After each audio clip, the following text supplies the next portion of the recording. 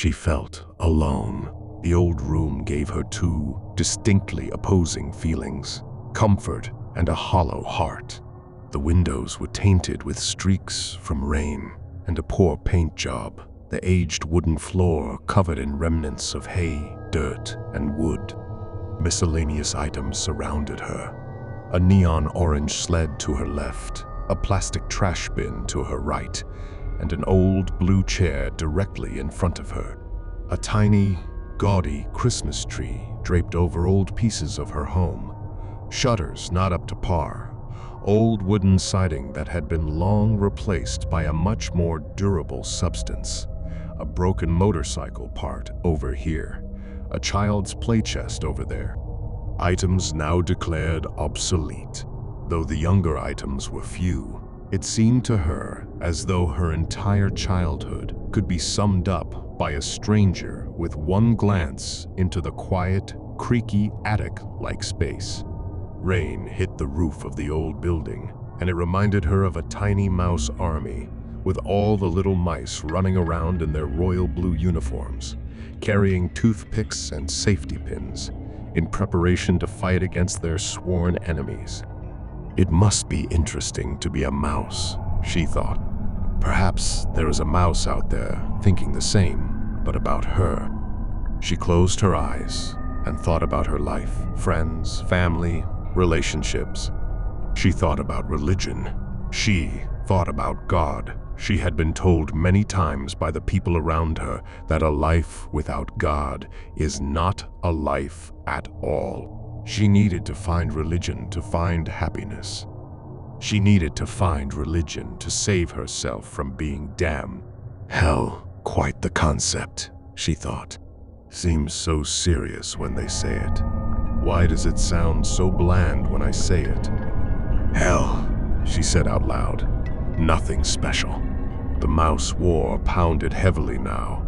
The climax of the battle approached as she swayed her head back and forth to the music filling her head. No particular arrangement, just notes and hums here and there. It played to the sound of the wind against the windows every so often, and she stopped her swaying to wrap her arms around her legs and hug them closely to her chest and chin. She closed her eyes, and her lashes swept against her wrist. But as soon as she closed her eyes, they flew open to the tiniest sound of the miniature door hidden behind a motorcycle seat and handlebar set. She lifted her head cautiously and allowed her eyes to flit around the door frame. It was not a knock, but rather a bump, as though someone accidentally let his or her elbow slip against a picture and it bounced lightly on the wall. She parted her lips to call out, but thought better of it. No one could be there. The door led to the crawl space between the wall and its exterior counterpart. As she stared at the door, her caution ebbed away and the space filled with gentle curiosity. She cocked her head and out from the keyhole fluttered a butterfly. Lovely, she thought, and smiled. The butterfly swung around the small space and grazed under her forearm. She crinkled her nose in silly fascination as it brushed her shoulder and landed on the doorknob to the miniature door. As she began to turn, she saw, out of the corner of her eye, a spark from the door. She turned back and watched, astonished and terrified at the same time as the butterfly's wings ignited and hissed. The flames crawled up towards its tiny body, leaving a trail of warped white-gray wings. The smell snaked its way to her while she stood frozen in place.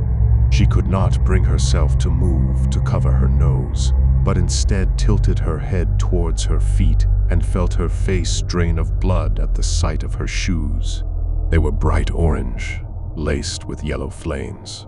She let out a scream as the flames quickened their pace up her legs. Pain shot through her like 1,000 skewers, burning into her bones. As the flames reached the metal on her belt, the pain she thought could never possibly be worse heightened to a level so intense she would faint. But she could not move. She could not even close her eyes. She stood like a witch tied to a stake on a pit of fire.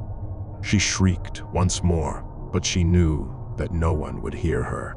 Her eyelids finally closed, lashes singed away. As the pain became so intense, she could no longer feel it, though she could not feel calm.